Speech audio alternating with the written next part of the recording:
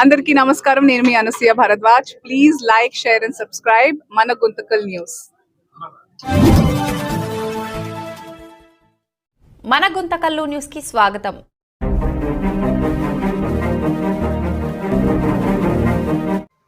Sir, నిన్న మన స్థానిక శాసనసభ్యులు నిన్న వాళ్ళు 2 ఏళ్ళు మా విజయోత్సవం మేము సంక్షేమ పథకాలు చేసినామని వాళ్ళు విజయోత్సవం చేసుకుంటూ మా పార్టీని విమర్శించడం జరిగింది.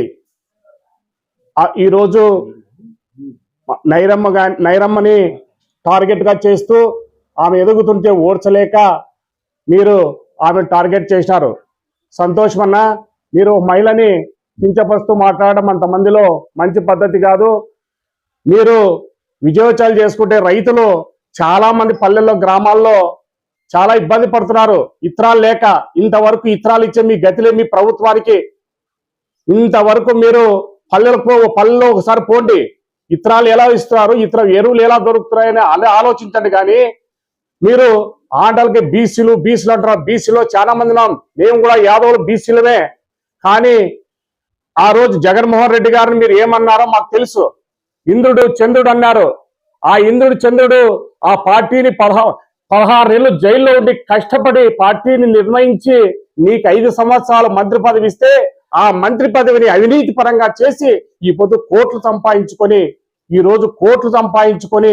ఈ రోజు మీరు ఆ డబ్బుతోనే ఈ రోజు గుంటకల్లో గెలిచి డబ్బులకు ప్రభావాలు పెట్టి గెలిచారే తప్ప మీరు బీసీ మీద ప్రేమ కాదని ఈ రోజు మేము కఠినంగా మా పార్టీ తరఫున కఠినంగా చెప్తున్నాం.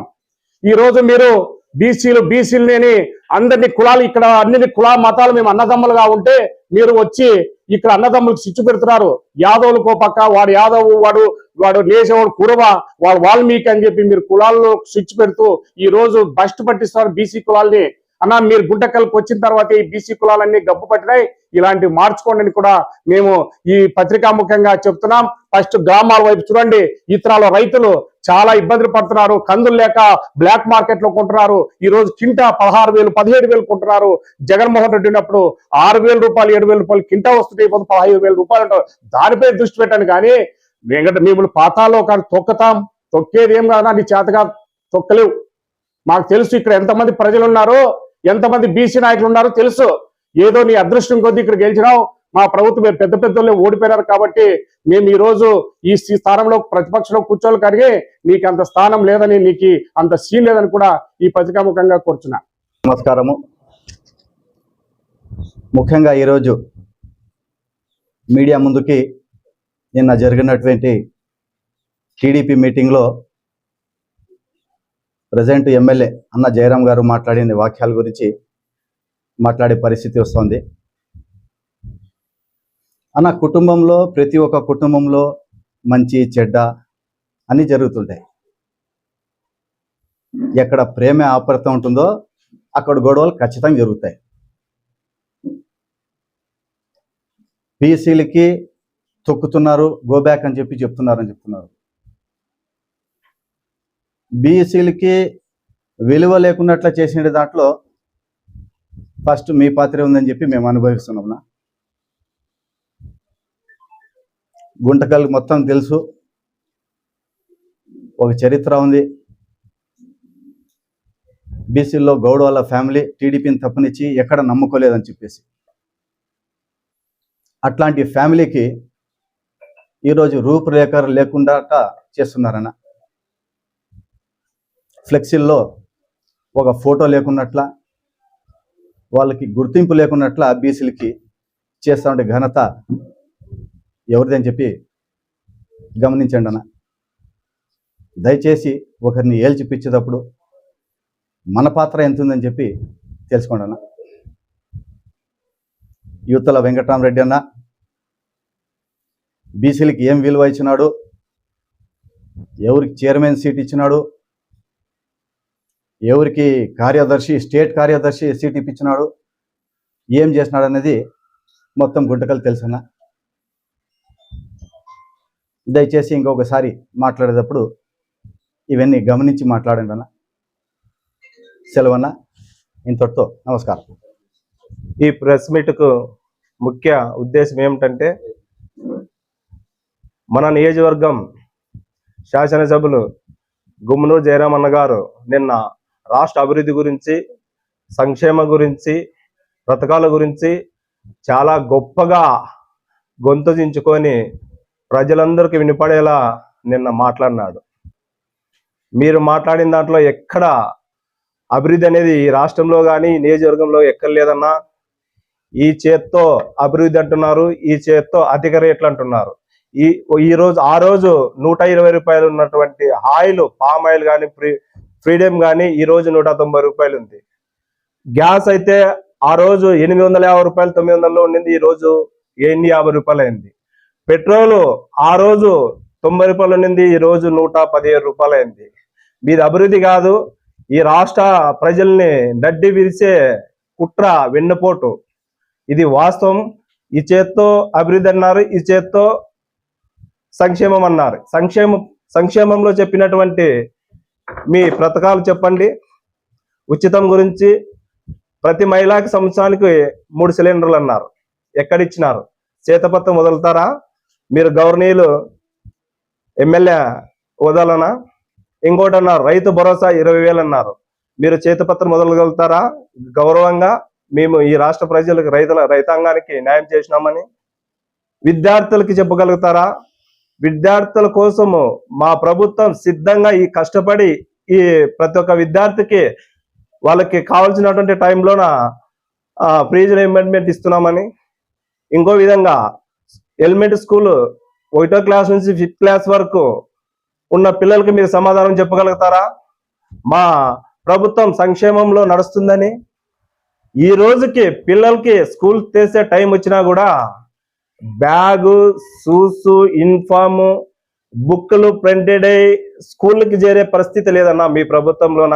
మీరు ప్రభుత్వం గురించి, మీ అభివృద్ధి గురించి చెప్పుకోవడానికి అక్కడ ఏం పస్సా లేదన్నా. మీరు ఇంకో విషయం, మీరు బీసీ మహిళలకి 50 సంవత్సరాలకే పెన్షన్ అన్నారు. 50 సంవత్సరాలకే పింఛన్ అన్నారు. మీ మేనిఫెస్టోలోనే ఉంది, మీ మేనిఫెస్టోలోనే ఉంది. గుర్తుందా జయరామన్న మీకు? మీ మేనిఫెస్టోలోనే 50 సంవత్సరాలకి బీసీలకి పెన్షన్ అనే మాట అన్నారు. First of all 1.1.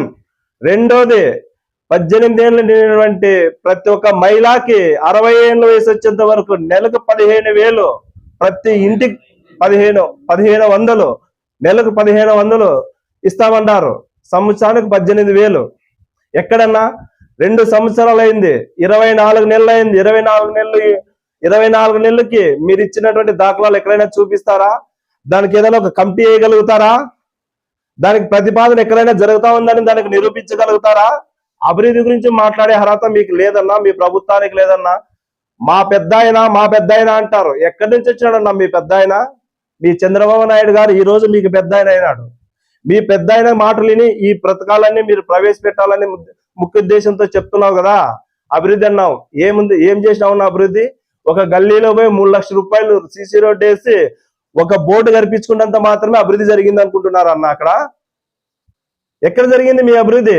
ఎక్కడైనా ఈ నియోజకవర్గంలోన ఎక్కడైనా మీరు ఈ నియోజకవర్గంలో మీరు ఎమ్మెల్యేగా ప్రతిపాదించిన తర్వాత ఒక 4 లక్షలు 5 లక్షలు 4 కోట్ల 5 కోట్ల ఎస్టిమేషన్ వేసి ఎక్కడైనా పోయి మీరు ఒక పేపర్ పట్టుకొని వచ్చి స్టేట్ స్థాయి నుంచి నియోజకవర్గ స్థాయికి మీరు ఏదైనా ఒక ఫండ్స్ తీసుకొచ్చినారా?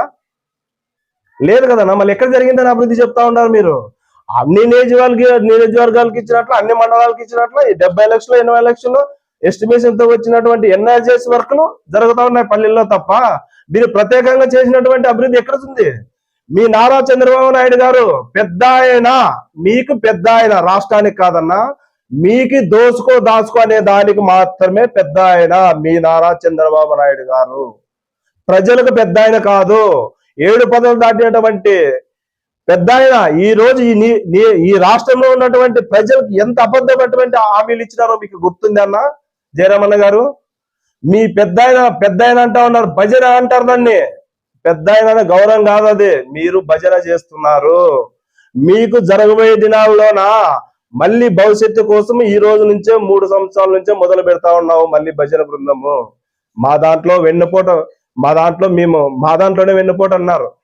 మాకు వెన్నుపోటు అనే పదానికే అర్థం లేదు. స్టార్టింగ్ నుంచి ఎండింగ్ వరకు మీ పార్టీకే వెన్నుపోటు అనేది అనుకోటి ప్రధానమైనటువంటి అవకాశాలు ఉండేది మీ పార్టీలో, మీ పార్టీ నాయకునికే. ఫస్ట్ మీ పార్టీ నాయకుడి నుంచి స్టార్ట్ అయింది 2 సంవత్సరాలకు వెన్నుపోటు అనే మేము చేసినాం 12వ తారీఖు, జూలై 12వ తారీఖు. నిజంగా ఎస్, మీరు వెన్నుపోటు పోసినారు ఈ రాష్ట్ర ప్రజలకి. ఈ రాష్ట్రంలో ప్రజలందరికీ ప్రతి ఒక్క సంక్షేమ పథకం వాళ్ళకి ఇంటికి చేరే తరుణంలోన మీరు 12వ తారీఖు వెన్నుపోటు పొడిచినారు మీరు. అందుకే వెన్నుపోటు దినంగా చెప్తా ఉన్నాం, వెన్నుపోటు దినంగా చెప్తా ఉన్నాం. ఆ రోజు ఆ వెన్నుపోటు దినంలోన ఎన్ని వందల మంది ఈ నియోజకవర్గంలో ర్యాలీ జరిగి వెన్నుపోటు దినానికి సభ జరిగింది గుర్తు చేసుకోండి. మీరు విజయోత్సవం అన్నారు, 2 సంవత్సరాలు విజయోత్సవం, 3వ సంవత్సరంలోకి అడుగు పెడతామన్నారు. అడగబెట్టేటప్పుడు మీ వెనకల ఎంతమంది కార్యకర్తలు వచ్చినారు, ఎంతమంది ప్రజలు వచ్చినారు, ఎంతమంది మహిళలు వచ్చినారు? ఎందుకు రాలేదన్నా? మీ మీద ప్రేమ ఉంటే, మీ పార్టీ అభివృద్ధి ప్రదంలో నడుస్తా ఉంటే ఎందుకు రాలేదన్నా? మీద వదిలి మా కుటుంబం మీద, మా పార్టీ మీద బురద చల్లేదానికి వస్తారు. గో బ్యాగ్ అన్నారంట. ఎందుకన్నారన్నా గో బ్యాగ్? అక్కడ జరిగినట్టు సంఘటన మీకు తెలుసా? లేకుంటే మీ యూనిఫార్మ్ ఏమన్నా అక్కడ పెట్టింటివా? విన్నావా నువ్వు అక్కడ జరిగినటువంటి సంఘటన? ఒక వ్యక్తి పార్టీకి ఇన్ని రోజులు ద్రోహం చేసి 2 సంవత్సరాలుగా మూలుకుండి ఈ రోజు రావాల్సిన అవసరం ఏమొచ్చింది తప్ప నీకు? చేసిన ద్రోహం చాలదా?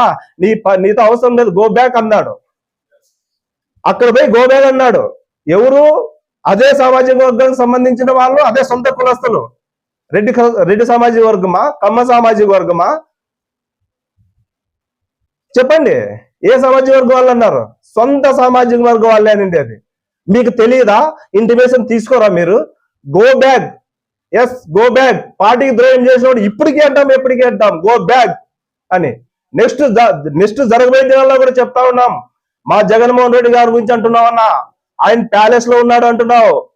ఆయన మాట్లాడే అర్హత మీకు లేదు. ఎందుకు లేదంటే మీ రాజకీయ జీవితానికే భిక్ష పెట్టినటువంటి ఏకైక వ్యక్తి ఈ రాష్ట్రంలో ఎవరైనా ఉన్నారు అంటే అది కేవలం వైఎస్ రాజశేఖర రెడ్డి కుటుంబం, వైఎస్ జగన్మోహన్ రెడ్డి గారే నీకు ప్రాధాన్యత కల్పించినది.